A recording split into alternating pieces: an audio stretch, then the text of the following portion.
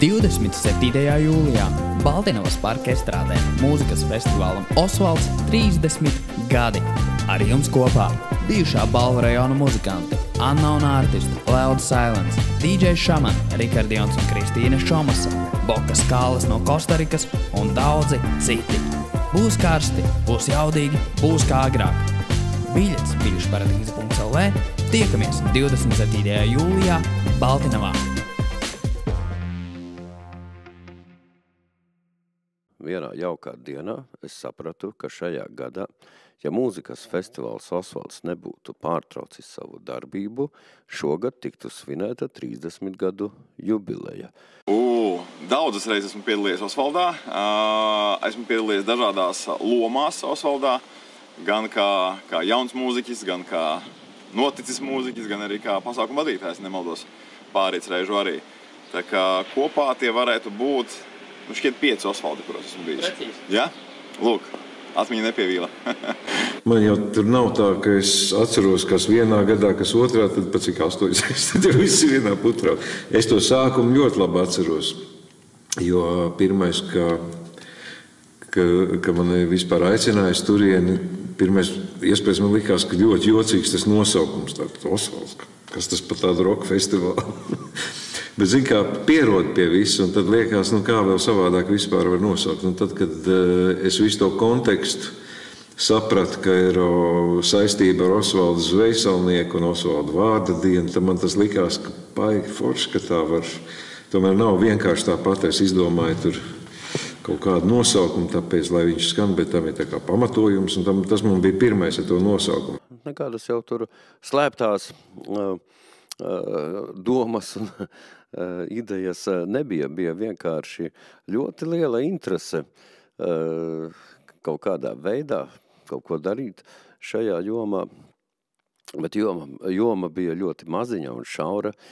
Balvu rajonā bija muzikanti, kuri, teiksim kā, visi cilvēki laiku pa laikam varbūt dzīvoja ar velmi, ka varētu sanākt kopā, uzspēlēt, bet nekas, neviena nebija, kas varētu šo lietu sasaistīt. Man kaut kā šī ideja ienāca prātā un vienkārši man paveicās, kā man ienāca tas prātā un es to izdarīju. Man Osvalds ir vienmēr paticis kā brīnišķīgs pasākums, kurā sanāk cilvēki jūtas labi, atpūšas, tur kvalitatīva skaņa, padomāts par mūziķiem, kā viņi jūtas, ļoti atsaucīga publika parasti.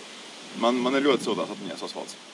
Protams, Baltinā vienmēr bija tāds, wow, kur tālu jābrauc. Bet jāizbrauc ir, jo līdz tam bija dzirdēts diezgan daudz par Osvaldu. Arī visādi interesanti bohēmiski piedzīvojumi ar Osvaldu saistās daudziem. Man jo man kaut kā bija sanācis tā, ka es aizbraucu, uzstājos un uzreiz braucu prom. Man nesanāca tur uzkavēties ilgāk. Bet tā sajūta tur ir ļoti labi. Tad, kad es uzstājos, vismaz to vienu reizi, kur es atceros. Es pat vienreiz vadīju, man liekas, pasākumu. Vienu koncertu vadīju. Un arī uzstājos. Tā kā varētu būt 2 reizes. Laikam 2 reizes. Un tad likās, ka uz vienas skatuves ir par šauru. Tad mēs uzbūvējām 2 skatuves, kas darbojas vienlaicīgi. Bet, kā zināms, apetīte rodas ēdot. Tad jau nāca 3, maksimums bija 4 vienlaicīgi darbojošas skatuves, dažādu žanru, stilu. Un tas viss varētu tikt nosaukts kā tāds liels, kaleidoskops. Man tas sākums likās bezgali interesants, jo tas interesantākais bija tas, ka tur piedalījās vietējie muzikanti. Un lielāko daļu, protams, es nezināju. Tad ar vienmēr tādu interesi brauc un iepazīsties, un tad jau tā kā satiecies kā ar savējiem draugiem. Respektīvi, man tās atmiņas visvairāk saistās to, ka es iepazinos ar Balvu novada muziķiem, un man likās, ka tas ir vienkārši super ideja, ka nevis sabrauc kaut kāda Rīgas mākslinieki tur demonstrēt, kas arī, protams, notiek, bet ka vietējiem ir iespēja uzstāties vienreiz gadā tādu festivālu, tāpēc man ir žēl, ka tas vairs nenotiek. Toreiz, kā sakās, mums apbalvoja ar pirmo vietu Osvalda zvejsalnieka glezna, man aizvien ir mājās goda vietā, kas bija kā balva par šo uzvaru jaunā mūzika konkursā. Un tad, organizatori piedāvāja arī nākamajā dienā uzstāties lielajā pasākumā, vai ne, kā sakās, pļavas vidū. Un tas mums jaunai grupai nepieredzējušai tik daudz cilvēku jūra un atbalsts, atsaucība, tas bija kaut kas nepieredzēts. Tāpēc mums tas ļoti iedvesmoja un uzņēmām apgriezienus, kā sakās. Vienreiz aiz manis uzstājās doktors Albans, to es atceros, pretējā skatuvē. Mēs bijām tās estrādes tā kā atvērumā, un otrā pusē bija uzbūvēta otra skatuve, kur doktors Albans uzstājās. Un pat vienlaicīgi ar mani, man tā bija diezgan tāda, es dziedāju pie sevis prātoju, kā tas ir uzstāties uz dažādām skatuvēm, bet vienlaicīgi ar muguru pret muguru ar doktoru Albanu. Tā tāda forša sajūta. Mūzikas festivāls Osvalds, kā jau teicu, sākotnēji Balvu rajona muzikantu sajiets. No sākuma maziņš pasākums, kurā sanāca apmēram 20, tik daudz nebija, laikam kaut kādas 18 Balvu rajona mūzikas vienības. Tur bija lielākas un mazākas grupas. Nākamajā gadā tas pats, un tad jau sāka likties, ka vajag kādus viesus, un tad jau sāka likties, ka vajag varbūt kaut ko pamainīt ēdienkartē. Bet, pat cik es vadīju to pasākumu, es ieguvu milzīgu pieredzi vadīšanā. Es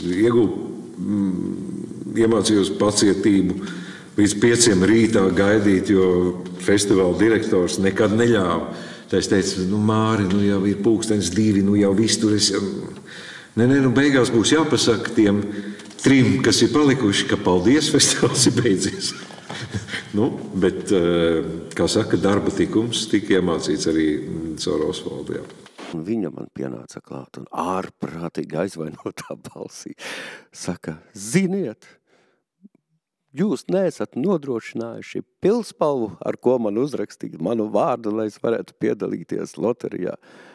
Es tā padomāju, mīļais cilvēks, principā, tikko tas festivāls varēja vienkārši izbeigties un nezinu, kādā veidā tiktu paziņos, ka visiem jāiet mājās, jo vienkārši nav elektrība.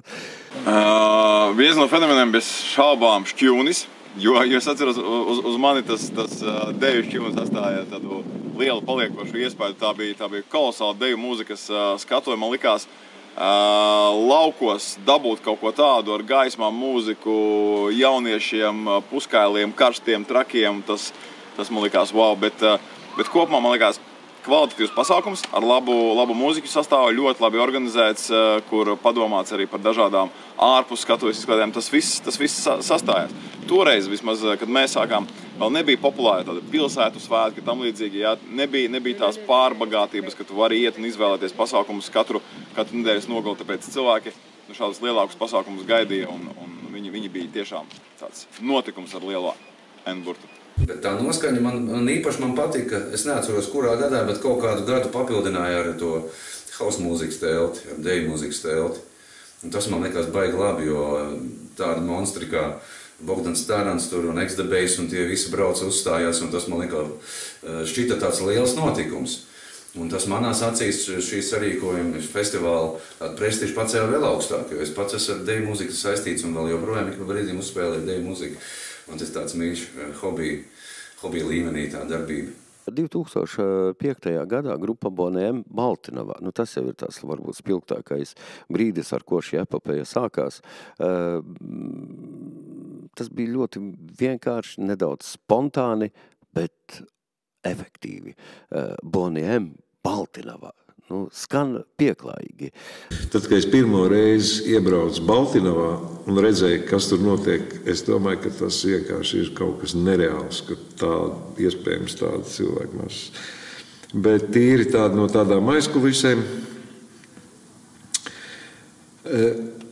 Man, godīgi sakot, pirmo reizi bija iespēja tā sirsnīgi pasēdēt un parunāt bez dzeršanas, starp citu, ar Dabasu Duravas, grupa saucās Latgales Daugavpils muzikanti. Un man likās, ka tik spēcīga tāda, riktīga roka un vīrišķības muziķu sajūta. Man atkal salīdzinot ar Liepāju, ja daudz saka tur Līvi vai Kreido vai kas, tad man tiešām lielāks spēks ir nācis no grupas Elpa. Un caur Osvaldu no Dabasu Duravām, ka parunāja ar večiem, es sapratu, ka tādi Latvijas patrioti Rīgā diez vai pat ir atrodami. Tie ir tādi. Es, protams, esmu varbūt atmiņā šo bildi citādāku tagad atceros, bet mēs bijām it kā viņu iesildītāji, pirms viņiem uzstājāmies, bet man liekas, ka uz mums bija vairāk cilvēku nekā uz Bonijiem, un tas tā kā forši, tas paliek kaut kur atmiņā, kaut kur sirsniņā, jā, tie bija forši laiki. Tā bija iespēja arī satikt savus kolēģus, mūziķus no citām grupām, par kaut kādiem projektiem, sadarbības parunāt, tam līdzīgi. Atceros, bija viena grupa no Krievijas, kura tur uzstājās. Mēs ar viņiem mēģinājām arī sabīdīt sadarbību, ierakstījām gabalu kopā, bet pēcāk nevarējām vienoties par detaļām, lai mēs to gabalu arī kopā izdotu. Tā kā arī, jā, tur gandrīz dzima starptautiskas sadarbības. Kā sakās, laiks iet, viss plūst, viss mainās, rekur atmiņas, un tas, ko esam piedzīvojuši kopā, tas paliek. Un es domāju, ka arī šodien Osvalds var atrast savu formātu, ja, savu vietu šajā plašajā mūzikas pasākumu sarakstā.